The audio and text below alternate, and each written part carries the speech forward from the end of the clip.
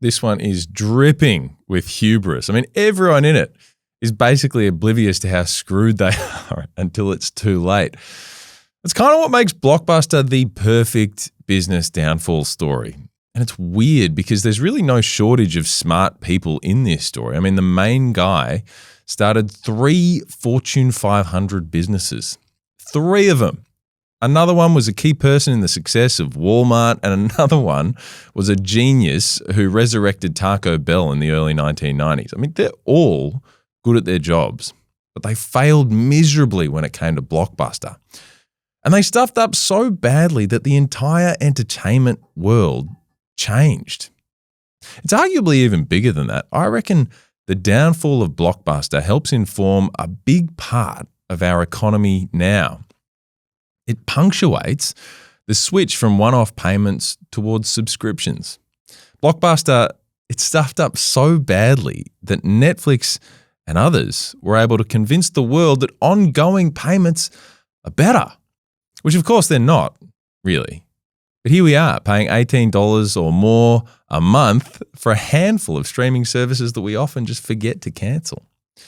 In this episode, we'll talk about Blockbuster, which is a spectacular corporate stuff-up.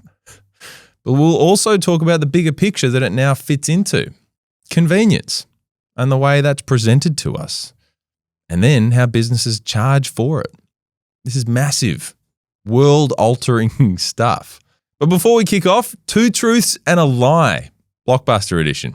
I'll give you 3 facts. 2 of them are real, 1 of them is a lie. See which one you think is the lie now, and then see if you figure out differently as we go. Number 1, the first licensed video cassettes were sold by studios at about $100 each. 2, Mr. Rogers of Mr. Rogers' Neighborhood fame was instrumental in saving the VCR from being banned in America. And 3, the last Blockbuster in the world closed in 2018. Rob, thoughts? It's a hard one. They're all pretty plausible. Like, I wouldn't be surprised that VCRs cost that much money at the beginning. It's new technology. I'm going to go with number 3 because there's part of me that feels like Blockbuster hung on a little bit later than that. But 2018. Okay, interesting. All right, I like it. I think you've thought through that. This is Who Wants to Be a Millionaire. You didn't need to phone a friend or anything. No, that's straight up. No. I like it. Okay, Rob's going with number 3. But keep that in the back of your head. We're going to come back to them at the end. Before we get into it, a quick word from our partners at IG Trading. If you've ever looked at your shared trading statement and gone, hang on, how much did I just pay in fees? Yeah, that's how they get you. Brokers have been quietly taking their cut for decades, and most of us just accepted it as the cost of investing. Well, it isn't. And after 50 years in the market, IG Trading knows exactly what that cut has been costing you. So IG now offers $0 commission on Australian and international shares. No caps, no tiers, no surprises, just a 0.7% FX fee for international trades, made very clear from the outset. Search IG Trading or download the IG Trading app from the App Store. Trading involves risk to your capital. IG Australia Pty Ltd AFSL 515106. Finding the right home loan isn't easy. Most of us end up with 47 browser tabs open and still no idea what comparison rate actually means. But when you start with Mortgage Choice, you get more. For starters, you get more choice. They help you compare market-leading rates from over 35 lenders. And with more than 1,000 brokers Australia-wide, expert help is never far away.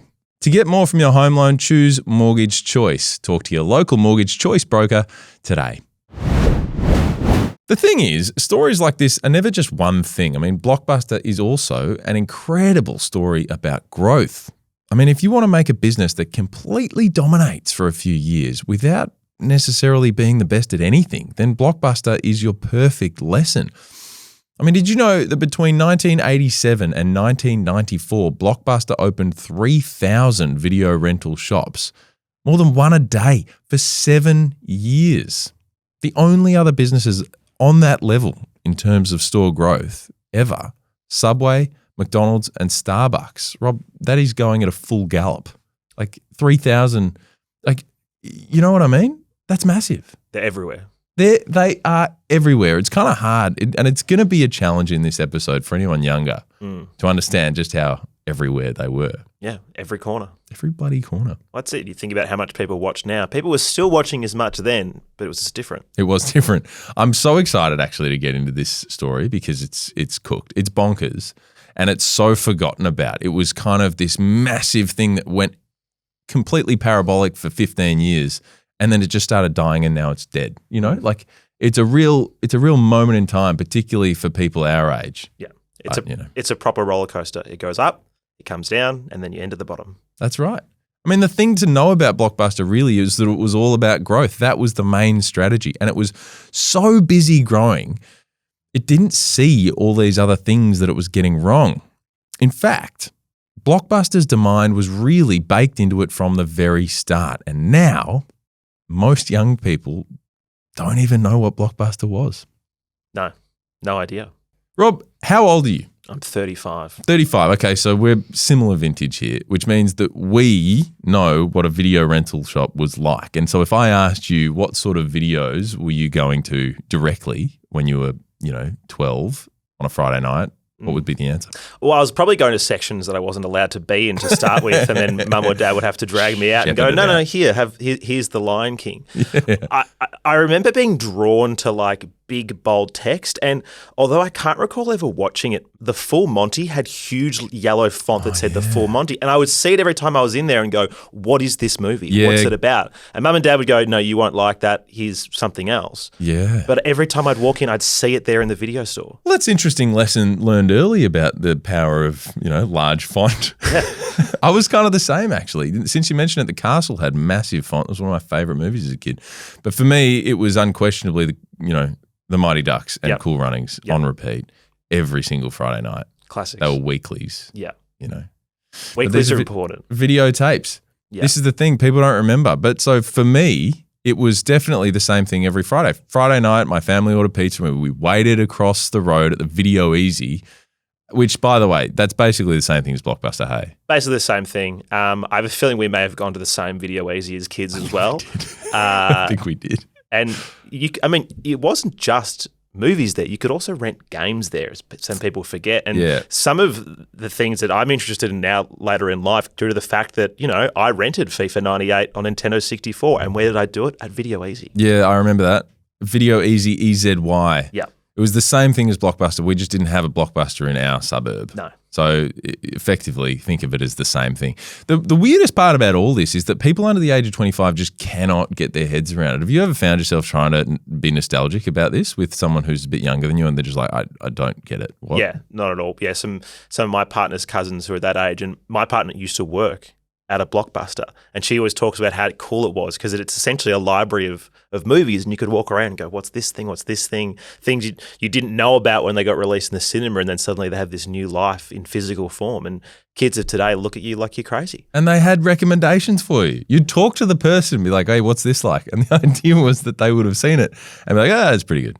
And to stereotype was usually a long-haired, sweaty man who'd go, hey, you should check this out. It's really good. And you're like, cinephile. Yeah, trust me. This guy knows. He's here all day. Yeah, that's right. Yeah, I remember that guy. It was massive. It's kind of hard to explain how massive it was. And the one who owned this world was Blockbuster, of course. There's really nothing to show for that entire thing now. I mean, the Video Easy that I was talking about, that's an Asian grocer now. It's not even the bones. You wouldn't know it was there. But God, it was huge. Do they still sell popcorn there? Probably. Yeah. You probably. They might still have popcorn. They might have to. They might have popcorn there. But the thing about Blockbuster really is that in a way it's a passenger in a much bigger story. And that story is about Hollywood and how Hollywood makes money. So Act 1 in this tragedy is titled The VCR because it's kind of hard not to start there. And my God, VCR are 3 very important letters I have learned. You might be listening to this and saying, I actually don't know what a VCR is. I was born after 2000, so you need to explain it to me. And fair enough, no shame. Really quickly, VCR stands for Video Cassette Recorder, and it was about the size of, I've been struggling with this, about the size of maybe 3 pizza boxes on top of each other, Rob, or like 2 reams of paper, the printer paper. Yeah, about that. They started pretty big, but I feel like later in life they were getting a lot smaller. I think so too. And I've been really, because we don't have even that sort of technology that you buy and it's like a a thing, a box, Yeah. a physical thing that you put under your TV.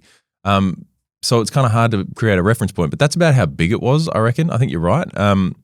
It sat under your TV and it basically let you do two things. Play pre-recorded movies or TV shows on plastic cassette tapes, and it could also record stuff from your TV onto those tapes to watch later.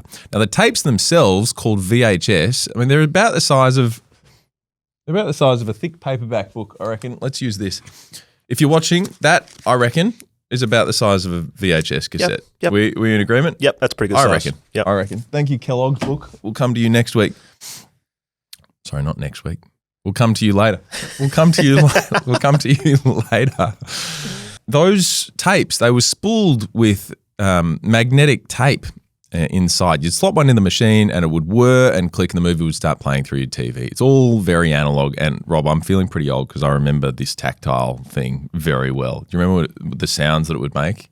There'd be a big whirring noise and you'd have to wind it up. Noise. You had to rewind them. I should say that. Particularly, it was a courtesy thing. Yeah. You had to rewind it. And it was often the case that at your Video Easy or your Blockbusters, there would be a sign saying, please do this. Otherwise, poor man behind the desk would have to do it all. Possibly even a fine in some cases. Possibly even a fine. The fine system, I think, is a whole another episode. The whole thing, we're going to get so far into the fines thing here.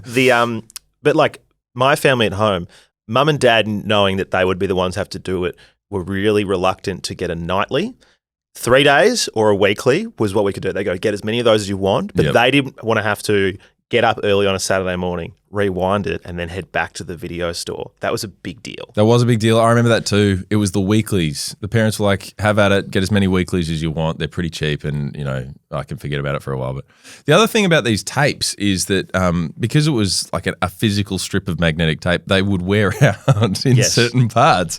I mean, being an adolescent boy at the time, you know what I'm about to be talking about, right? I do. And having an older sister who was allowed to get the MA15 pluses and me being a pervy 13-year-old, I would be like, oh, what's this thing they're watching? Yeah. I'm going to check this out when everyone goes to bed. Yeah, for anyone too young to know, if you pause and rewind in the same spot over and over again, the tape will wear out and it'll end up being really crackly and crap on the screen. Yeah. And that happened a lot in, I don't know. Yeah, and then you Wild can't see the boobs. Denise Richards. Yeah, can't see the boobs. That's it.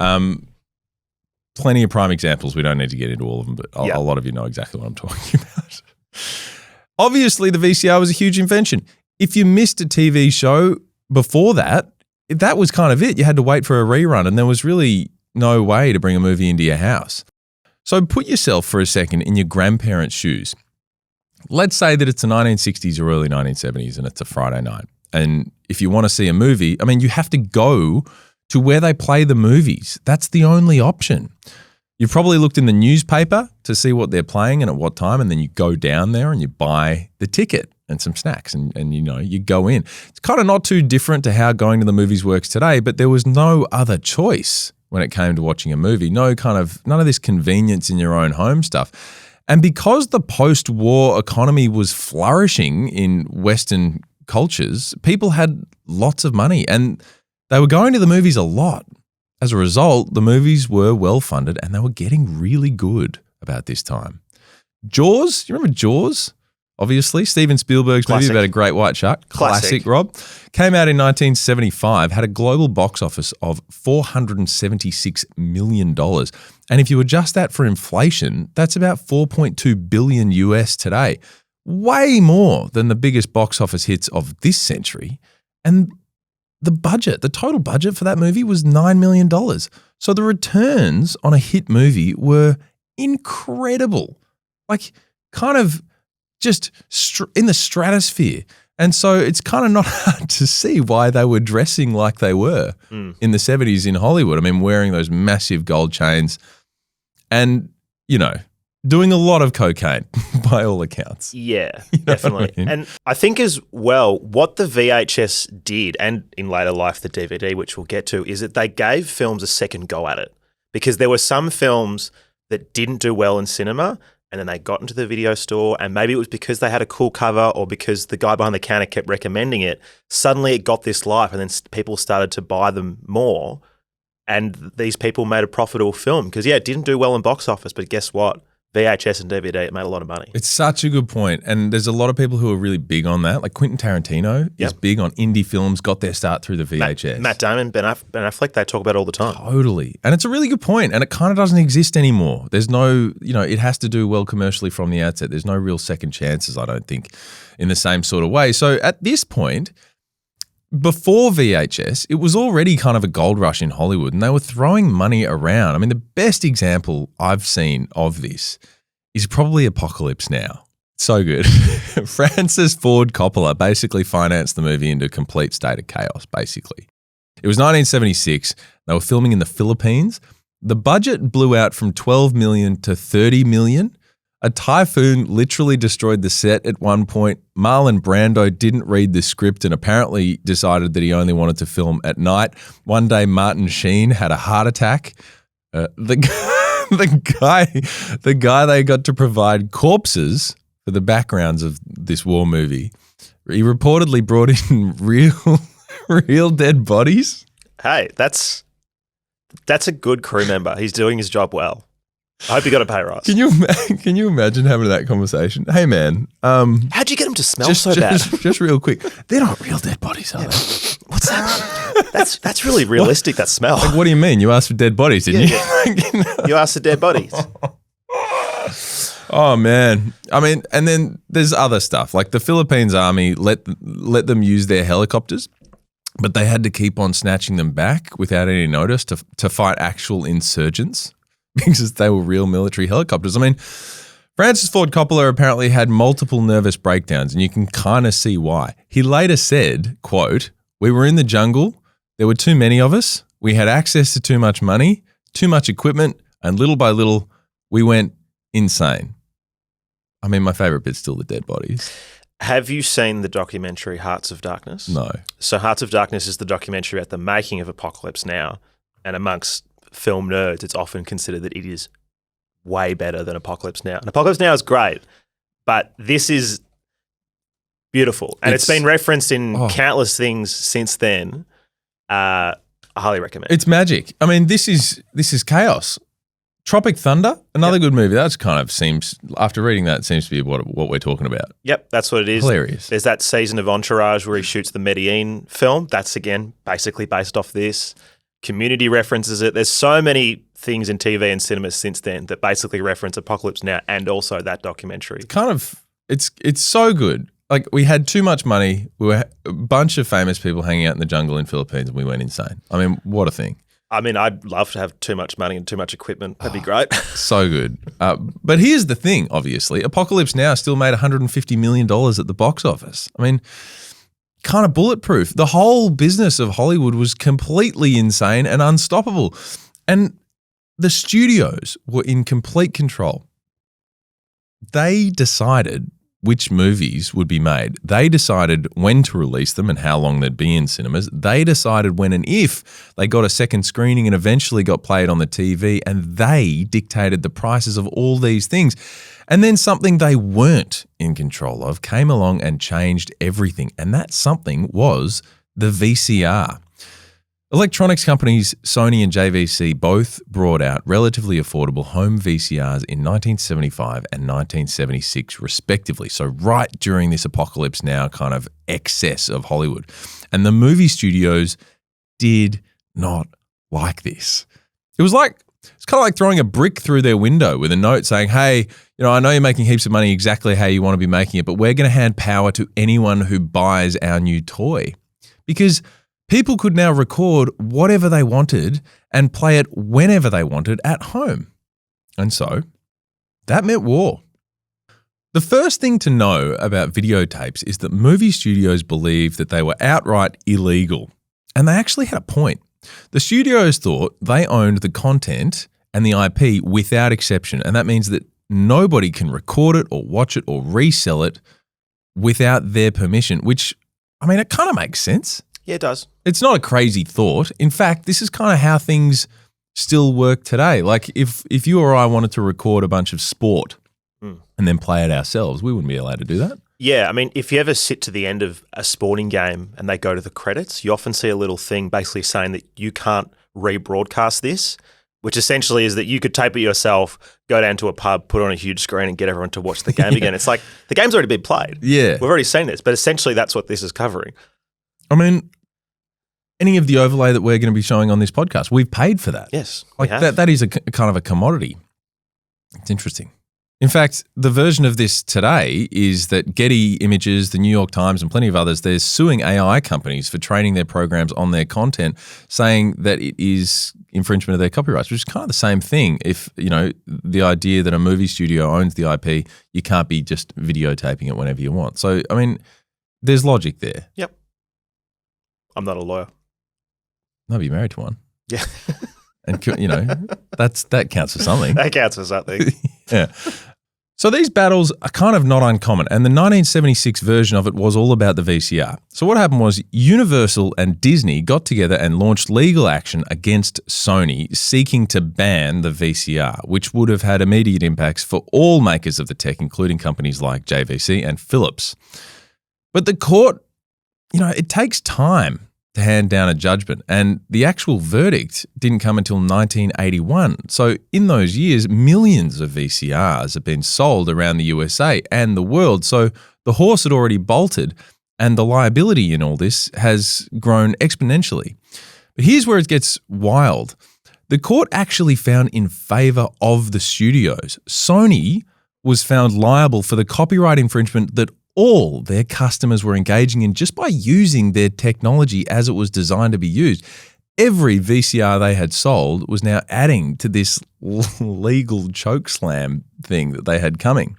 Disney and Universal, they're obviously popping champagne and high-fiving. Sony completely stunned. And after the decision, the court sent the case to the district court to figure out how to handle it. They were looking at all kinds of stuff here. They were going to maybe ban VCR sales outright, compulsory licensing deals, which would have been, exorbitant, straight up fines. Anything's on the table. It's kind of incredible to think. But Sony said, well, I mean, we're buggered if we take this lying down, so we might as well try to get the Supreme Court to overturn the decision. And they did. In 1984, by a very, very slim margin, Sony won an appeal in the Supreme Court and the whole thing was overturned.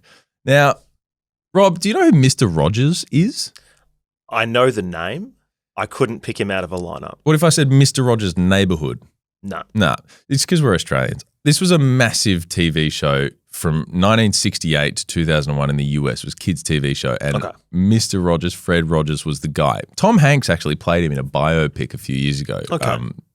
And I bring him up because he was actually weirdly a part of this case. Now, I don't fully understand what he was doing being involved in all this, but he testified to a Senate subcommittee that he thought, quote, I just feel that I can't do his voice. I just feel that anything that allows a person to be more active in the control of his or her life in a healthy way is important. Seems reasonable. Yep. That was it. It was kind of the main point. The gentle wisdom of this older guy in a cardigan kind of telling the highest court in America that watching these things, if you want to watch them, is fine and good for you. 5 justices agreed with Mr. Rogers. The whole thing's thrown out and the VCR survives. So there you bloody go. Hollywood lost their battle in the end against the video cassette.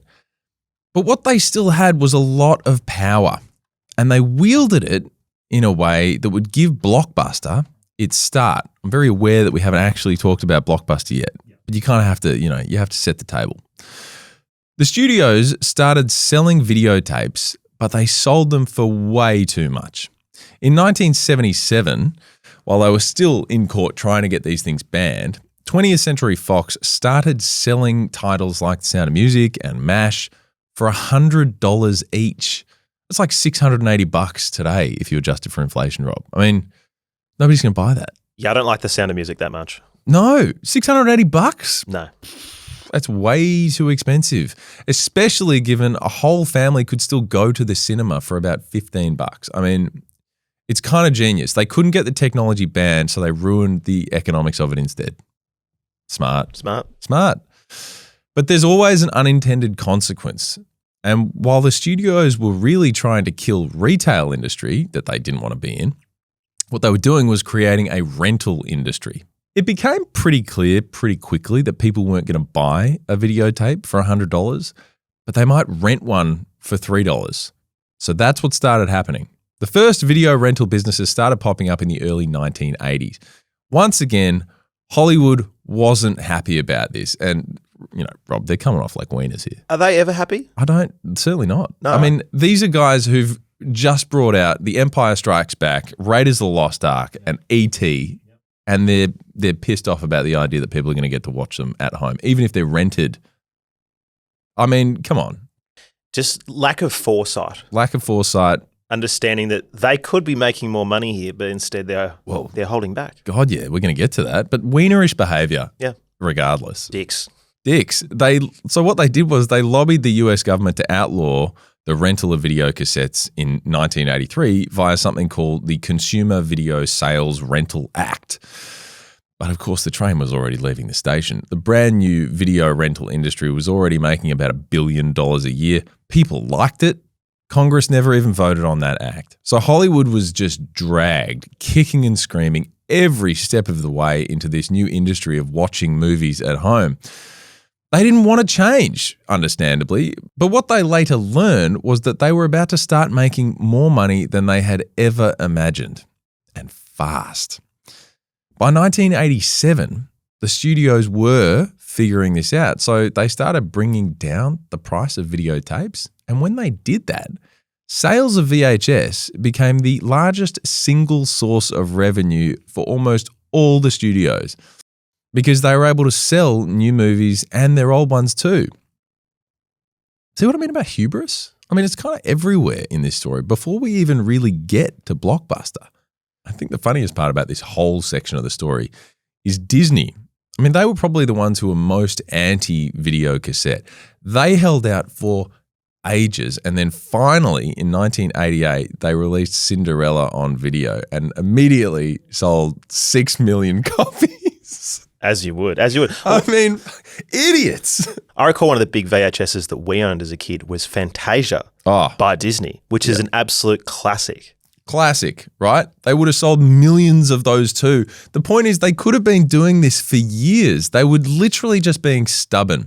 They made, just on Cinderella, they made $180 million from an entirely new revenue stream just from one single movie. So sheepishly, Disney executives start throwing everything at video cassettes.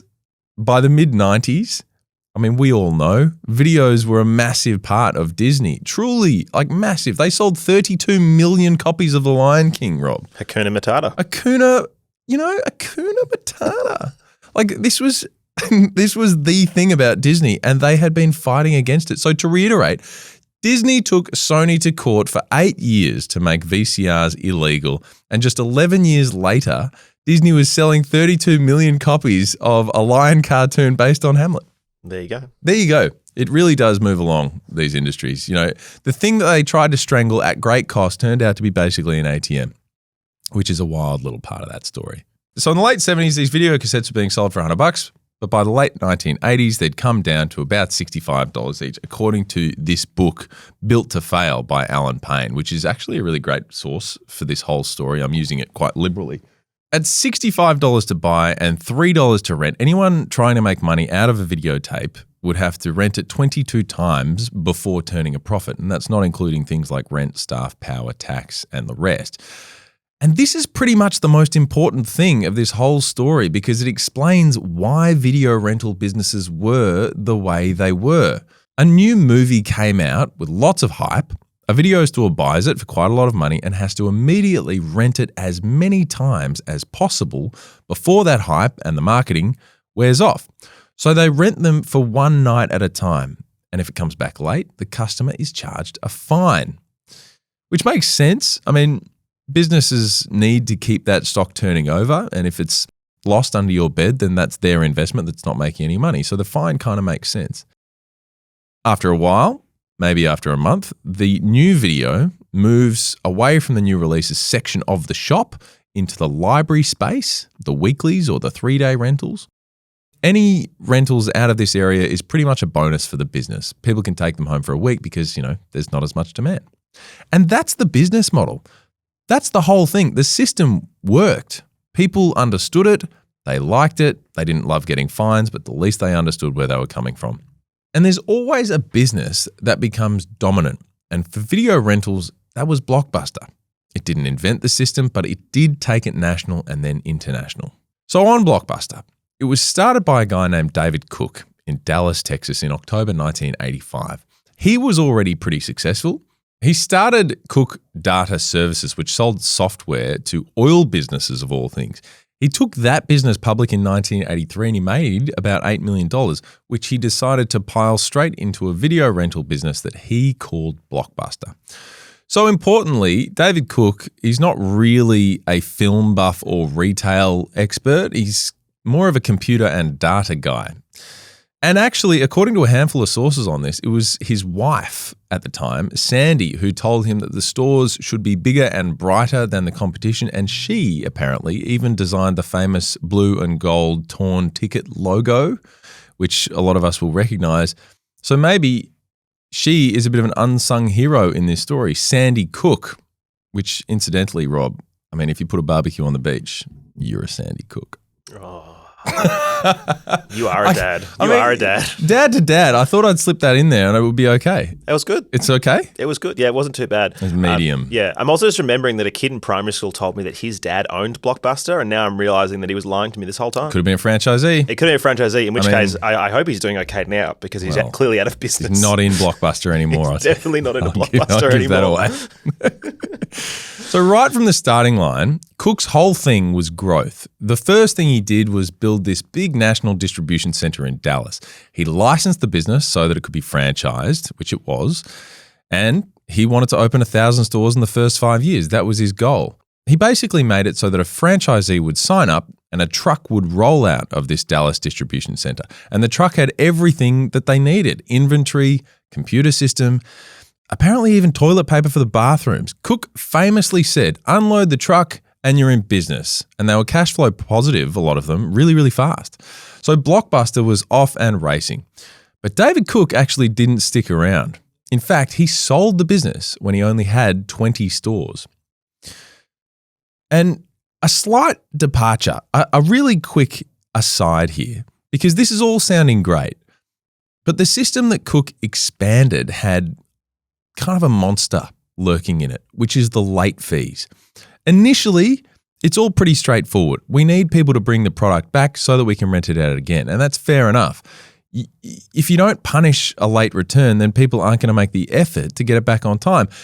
As with any incentive structure, though, they could have gone with the carrot or the stick. The carrot could have been some sort of benefit or reward for on-time returns. The stick was obviously the fines, and they went with the latter. They fined people. That was initially just about a pragmatic approach to keeping stock on the shelves, but pretty soon they started making a really noticeable amount of money from the late fees, so they became like a drug, and Blockbuster got totally addicted to them. I mean, if you fast forward to the year 2000, Blockbuster earned $800 million from late fees, 16% of total revenue. And of course, these late fees, they're annoying to people. It's kind of like a parking ticket. Whether or not you did the thing wrong doesn't really matter. The feeling of getting a fine is irritation. And Blockbuster had attached itself to that feeling from the outset. But once you're addicted to that revenue, I mean, you can't just stop. You just got to keep pissing people off, Rob. Do you remember the look in your parents' face when you'd go to the video store and they'd find out that there was a fine because of you, because you'd lied that, you know, the overnight, the new release, and you go, oh no, it was a weekly. You'd swapped out the piece of paper and they'd be like, we got to pay a $20 fine, Chris. I remember that very well. It was a death stare at the counter in front of this person that you were kind of keen to make sure knew you were a bit of a film buff yourself. Yeah. It was embarrassing. Yep. I'll never forget that. You're absolutely right. But the point is that these fines, they do become really important in this story later. And hopefully I don't piss you off here because we're going to take a short break and I'll be back in a few seconds. The businesses built to last are usually the ones that work for the people using them, not just the people running them. Investing hasn't always been that. Brokerage fees sound like nothing until you do the maths on what they're costing you over time. So IG Trading did something about that. 50 years in global financial markets. They went and did something genuinely different. $0 commission on Aussie and international shares all the time. No caps, no tiers, no gotcha moment in the fine print, just a 0.7% FX fee for international trades. They tell you from the get-go. If you're done with the system quietly taking its cut, it's time to do something about it. Search IG Trading or download the IG Trading app from the App Store. Trading involves risk to your capital. IG Australia Pty Ltd AFSL 515106. Whether you're buying your first home, an investment property, or just looking to refinance, it pays to know your options. With Mortgage Choice, you get more of what matters. You get more choice with access to market-leading rates from over 35 lenders. They've got more brokers ready to help with over 1,000 across Australia. And they do more of the heavy lifting for you, crunching the numbers to save you time and find the right fit for your situation. And because they're part of realestate.com.au, they can give you more property market insights. So when it's time to find the right home loan, choose more with Mortgage Choice. Talk to your local Mortgage Choice broker today. Welcome back. Thanks for joining us. Here comes the big dog in this story, Wayne Huizenga. Sure, I mean, David Cook, he's the founder, but this guy, Wayne Huizenga, he is the reason that BlockBuster is a business that we all know about. He bought it off David Cook for less than $20 million in 1986, and he sold it in 1994 for $8.4 billion. $20 million to $8.4 billion in 8 years. Not a bad situation. It's a pretty good return. Is he the Ray Kroc of this story? Yeah, the McDonald's guy? He is, but I'd argue that he's even better than him because he did this 3 times. He built 3 different Fortune 500 companies that have nothing to do with each other. Wow. I mean, you could kind of make any sports reference you wanted here, but you could just also argue that he's probably the best general businessman of the 20th century, you know? Is he available to help my business? He's got other shit on it at the moment, but he is the GOAT. Yeah. Does he like podcasts? I don't know. Look, probably not. He's had his fingers burnt. He watched what happened with BlockBuster. He made a ton of money. Yeah. I mean, he didn't walk away with the $8.4 billion. He walked away with $600 million. Again, still. Boo-hoo. Boo-hoo. Sorry, Wayne. I mean, he's not normal. He's really good at picking winners. And I mean, in a way, this story is kind of about him. The other 2 businesses, by the way, from BlockBuster are Waste Management and AutoNation. They didn't even have anything to do with each other. But on him, he started driving garbage trucks. He borrowed $5,000 from his father-in-law, bought 1 truck in 1962, drove it himself at 4 a.m., built this into Waste Management, which is one of the largest companies in America. And really, his whole philosophy is just about growth, spread, be huge. He's kind of one of these dudes that people who are really into hustle culture are all about. Just work harder. Just do more. Get up at 4 a.m. Yeah. What are you doing at 4 a.m.? I'm awake. I'm awake. Well, he was driving garbage trucks, which worked out well because he ended up many, many times over a millionaire. So, you know, he was great. Within 2 years of the BlockBuster buyout, it had gone from 20 stores to over 1,000. So he knew what he was doing very, very quickly. Then it added another 2,000 stores in the following 3 years. They had increased the total video rental industry on their own by 50% in just 5 years. They were going berserk. And every store was full of people straight away. They barely had to advertise. And it was doing something really well. Psychological choice theatre. Behavioral economists now say this is actually kind of quite important. For people too young to remember, it's the physical version of browsing Netflix, but you're not sitting on your couch, you're walking down aisles. It's social. Maybe, I don't know, Rob, maybe I'm just nostalgic here, but I miss this, walking down the aisles, pulling out a tape, looking at the back of it. There it is, the full Monty, you know, am I going to rent this? It's kind of a big deal. I can only afford 3 movies to bring home tonight. Choice theatre. It's nice. I don't know. Nice. Again, maybe it is this the nostalgia, but it feels nice being able to see it physically than being on your Netflix, your YouTube, whatever it is, and going, what am I going to look at? Here are all these different thumbnails. Here are all these different pictures of things.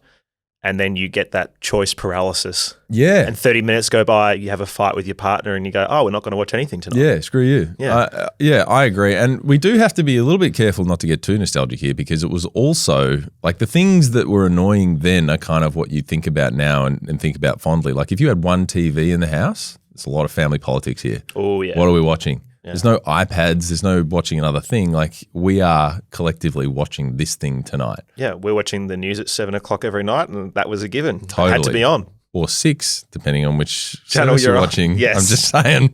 That's important. That's important to say, important to mention. I know. Look, this is all very important. But by 1994, Blockbuster already had 9,000 stores and about 60,000 employees. Huizenga is in absolute top gear. And that's when he decided to sell, because he's smart. Now, when you're making shitloads of money and opening thousands of stores a year, people notice. And one man noticed probably more than anyone. His name is Sumner Redstone, which is, I reckon, the most American name I've ever heard. Agree? It's up there. Sumner Redstone. Whoa. You know, he feels like he's on Yellowstone or something. But what he actually was the head of Viacom, which is this massive media conglomerate that owned Paramount Pictures, MTV, Nickelodeon, Comedy Central. And what he saw when he looked at Blockbuster was a pipeline for his content. He wanted to buy it because it seemed like he was buying the distribution chain, which is kind of a standard thing for an industrialist to want to do, to spread out throughout everything in their industry. So in 1994, that is what he did. Viacom bought Blockbuster in a deal worth $8.4 billion. And Wayne Huizenga's cut was that $600 million, which is not bad. Again, considering that he only tipped $18 million into this business 8 years earlier on your Wayne. So now Viacom, it owns these 9,000 stores where people went to get their entertainment. And in theory, this is great. Paramount puts out a movie and the biggest rental chain in the world can push it harder than the competitors' movies.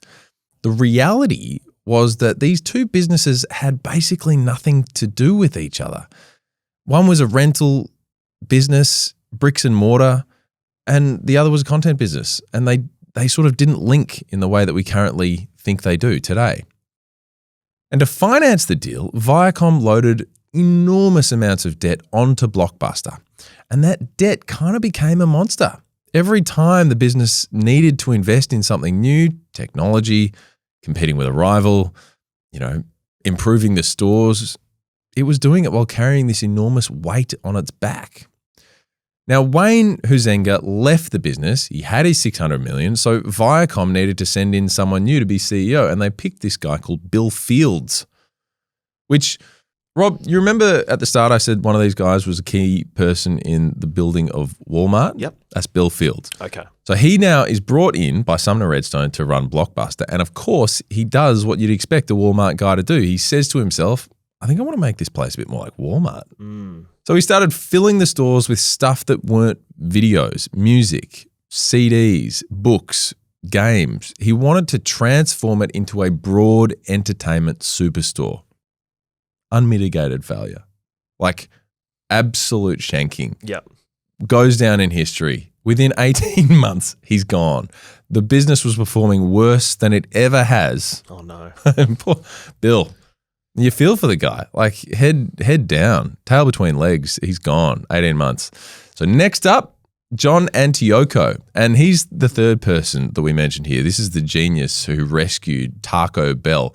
And interestingly, before that, a convenience chain called Circle K. Now, This is deep reference. We may cut it. Yeah. This is a deep reference.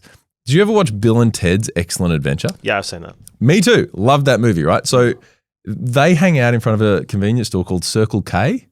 Oh. It's quite important in that story. Right. The Circle K.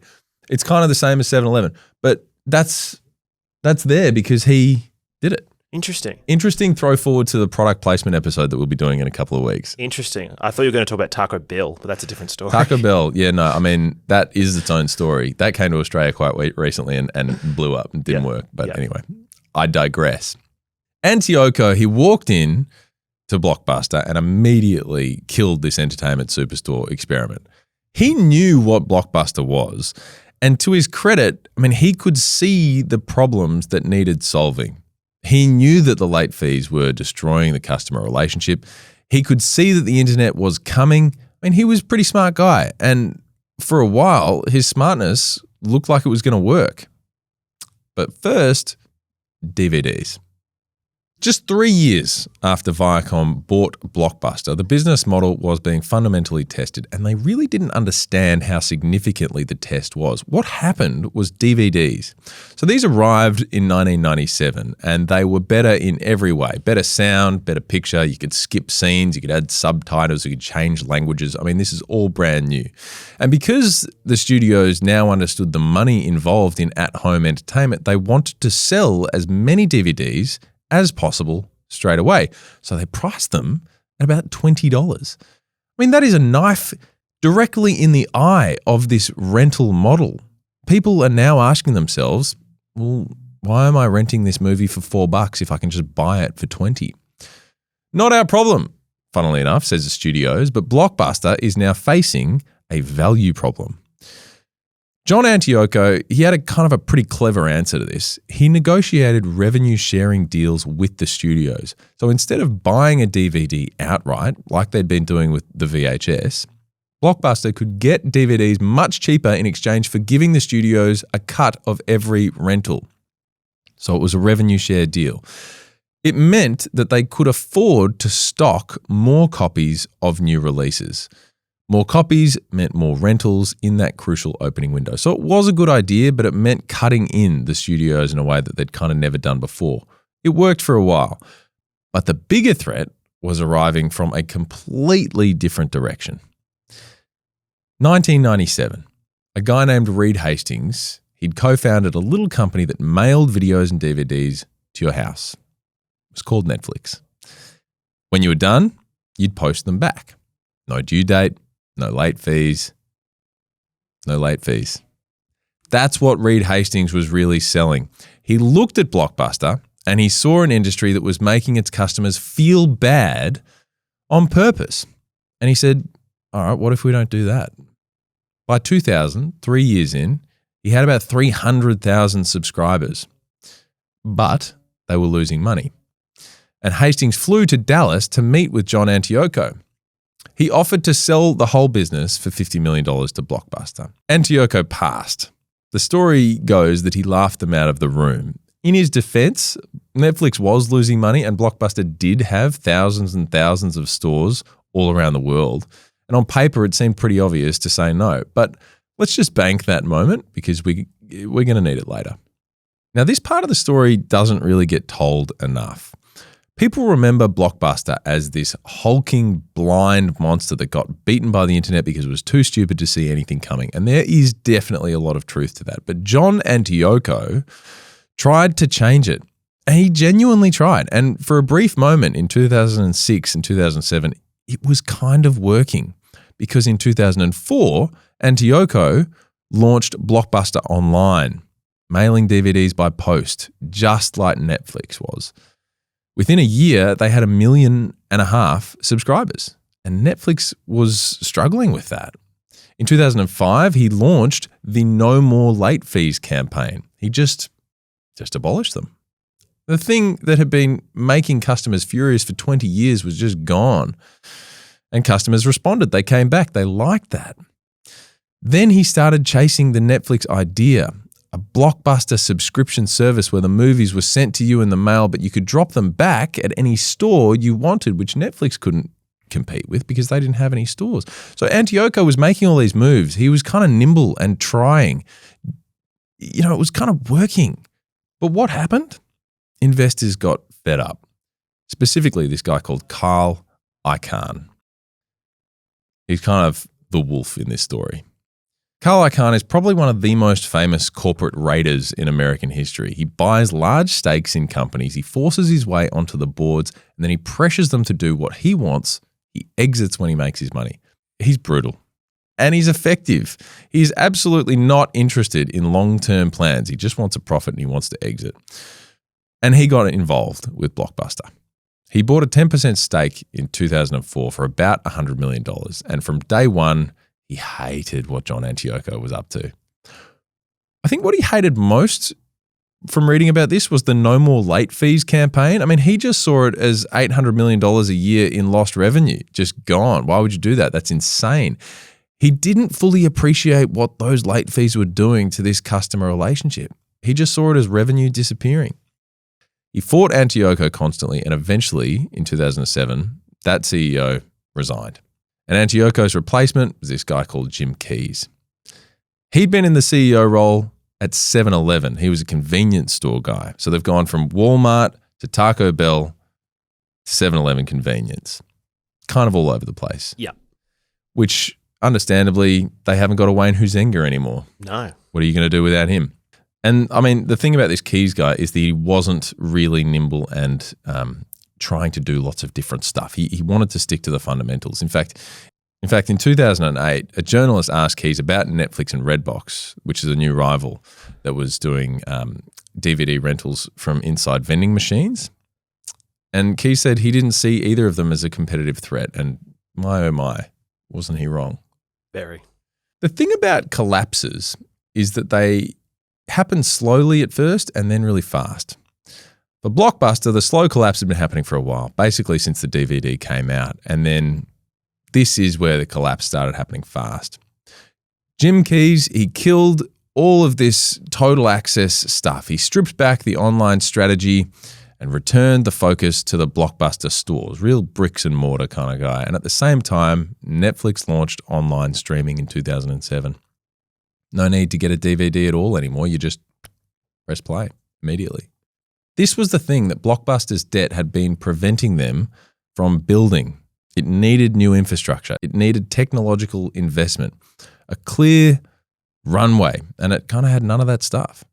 By 2010, Blockbuster had more than $1 billion in debt and really nowhere near enough revenue to service it. And in September 2010, it filed for bankruptcy. Dish Network brought the remaining assets at auction the following year for about $320 million, 17 years after it was valued at $8.4 billion. Dish tried to relaunch it as a streaming service, which went nowhere, and the stores closed one by one. Just like that, it was over. Or it was nearly over, I should say. Because there is, as of right now, one Blockbuster store left on Earth. It's in Bend, Oregon. It's a city with about 100,000 population. And it's kind of a cultural thing now. It's run by a woman named Sandy Harding. She sells Blockbuster merchandise and even lets people sleep inside the store surrounded by DVD cases. This is on Airbnb if you're interested, Rob. Sure. Get in there. Next holiday with the family. Why not? Bend, Oregon. Let's do it. Check out the Blockbuster. I mean, as discussed, I'm extremely nostalgic, so I'm sort of up for this. Yeah. It's a tourist destination. Yeah. I mean, is there much else in Bend, Oregon? I don't know. I hope we get a comment from somebody in Bend, Oregon who says, actually, there's heaps to do here. Yeah. I suspect it's mostly about this Blockbuster from an international perspective. Yeah. But I mean, as discussed, it's nice that it's still there. Going to a ye olde video shop is kind of nice, but there is only one left in the world, 9,000 down to one. Here's where we land this whole story. Let's pull this hulking thing together. Blockbuster dominated an industry. It blew it. It went bust. That part's interesting on its own. But the reason this story matters, the reason it is bigger than just a business failure is what it changed. Blockbuster failed so badly, so completely, and so publicly that it handed Netflix and the subscription economy a weapon. Think about it. What was the central complaint about Blockbuster? It made you feel bad. Late fees, the anxiety of a due date, the fine, the argument at the counter with your kid. Yep. Which was annoying. I was the kid, obviously, so were you. Yes. It's kind of that parking ticket feeling. The convenience, sure, that was a big part of it. But it was the fines, I think, that really killed it. Netflix took that pain point and turned it into a pitch. Pay us a flat amount every month. Watch whatever you want. No due dates, no late fees, no bad feeling. I mean, that is the pitch. And it worked then, and it still works now. And then it grew. I mean, you and I are probably paying a handful of subscriptions every single month now, including, streaming entertainment channels. I mean, I know I am. But of course, it's so much bigger than that. You forget to cancel them. At Blockbuster, I mean, you paid per use. You rented a movie, you paid for it. If you didn't rent anything, you paid nothing. Now you pay, $18 a month, whether you watch anything or not. I mean, you pay in July when you're sick in bed rewatching The Office for 8 hours straight. You pay in November when you haven't opened the app once because you've been outside. I mean, it's the same amount every month, and the amount goes up over time. And it's not just streaming, of course. The subscription model, it's everywhere. Software, music, news, fitness apps, cloud storage. Car manufacturers actually are now charging subscriptions for features already installed in your car, Rob. If you want to use the heated seats or the heated steering wheel, I mean, it's obviously installed in the car. You got to pay $15, $20 a month to use it. Yeah, I'll stick to my old car, thanks. That's bonkers. It is bonkers. I mean, some of these new electric cars, actually, they have a speed limiter unless you pay an amount, an acceleration limiter, a speed limiter. I mean, the subscription economy is really, it's everywhere. And Netflix walked so all of these guys could run. And it was Blockbuster's failure that started it all. It didn't just kill video rental. It put the wind in the sails of the subscription model in those early days. It worked, and now pretty much all businesses want to be subscription businesses. Now, it's not Netflix's fault, really. They built something that people wanted and priced it in a way that's acceptable. That is business. Blockbuster hurt its customers with late fees and paid the price. Netflix and the subscription economy found a way to take even more money from us and make us feel good about it. It comes down to the feeling. Blockbuster left you feeling like you'd been ripped off. Netflix doesn't give you that feeling. And now Netflix and the others, they're raising their prices. They're adding advertising. They're cracking down on password sharing. They're charging separately for different features. And now they have a value problem, which makes me wonder what's going to come next. History doesn't repeat, but it does rhyme. So RIP Blockbuster, you absolute goose. I loved you. I miss you.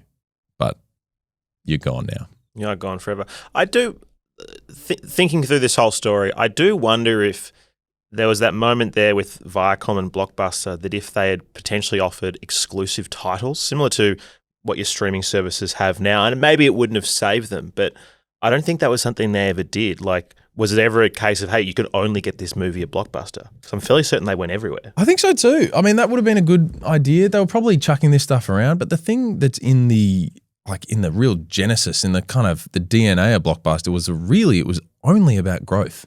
There was no other big strategy going on. Certainly in those Wayne Huizenga days, and probably afterwards, it was just this idea that if we spread, if we grow all over the world, if we keep on opening more and more stores, then nothing else is going to matter. And it worked for a solid while, and then it just stopped working. Yeah. And I think that's it. Like, they didn't pivot. They went from a standing start to 9,000 stores back down to a standing start in 20, 25 years? Crazy. And now it's gone forever, and no one even gets a conversation if we try to bring it up. Yeah. Kind of amazing. But all right, we need to talk about two truths and a lie. So, at its number one, at its peak, Blockbuster was opening a new store more than once a day for 7 years. True. Yep. That one's true. Between 1987 and 1994, 3,000 stores, which is one every 20 hours, give or take. 2, Mr. Rogers contributed to the Supreme Court decision to save the VCR. Also true. Fred Rogers did testify to a Senate subcommittee, and he, made his case pretty well. Good on him. 5 judges agreed with him. Thank you, Fred. And 3, the last Blockbuster in the world closed in 2018. False. That one's not true. Bend, Oregon, it's still open. It's still renting DVDs. Sandy Harding is still running it. I got it right. Honestly, good for her. I have to tell you the truth. I follow the last Blockbuster on Instagram. So I did know this. You kept that close. I didn't reveal this information to you during or pre this episode recording. I'm going to start following it. It's pretty funny. Good content. It's really good content. Oh, good on him. Good on you, Sandy, if you're listening. Yeah. Love you. That's it for Blockbuster, everyone. One of the most spectacular corporate collapses, certainly of the last 50 years. And it's still, I think, completely relevant. Next episode, we're going from video stores to cornflakes. Rob, I promise you, the origins of the cornflake story is one of the most bonkers thing I've ever been able to read up on. I'm excited. I'm excited too. It involves a doctor, a religion, an anti-masturbation campaign, and squeezing yogurt up. Yogurt up where? Sorry? Yogurt up your ass. Ah. Rob's doing the yogurt enema. Stay tuned. Thanks for listening. BlockBuster had every advantage. The brand, the customers, the infrastructure. What they didn't have was the willingness to change when change was right in front of them. Most of us have been doing the same thing with share trading, paying fees we didn't question with brokers who had zero incentive to change the model. IG Trading changed it. $0 commission on Australian and international shares. No caps, no tiers, just a 0.7% FX fee on international trades, told to you up front. BlockBuster had the chance to buy Netflix for $50 million and didn't make the move. Don't be the person still paying brokerage in 2026. Make your move and search IG Trading or download the IG Trading app from the App Store. Trading involves risk to your capital. IG Australia Pty Ltd AFSL 515106. Would you like your own personal home loan expert in your corner? Mortgage Choice can help. Mortgage Choice brokers have been helping Aussies find the right home loan for over 30 years. They've seen a few interest rate cycles, put it that way. And they give you more choice by comparing options from over 35 lenders. They'll do all the heavy lifting, comparing lenders, crunching the numbers, and finding the right fit for your situation. Get more expertise on your side. Choose more with Mortgage Choice. Talk to your local Mortgage Choice broker today.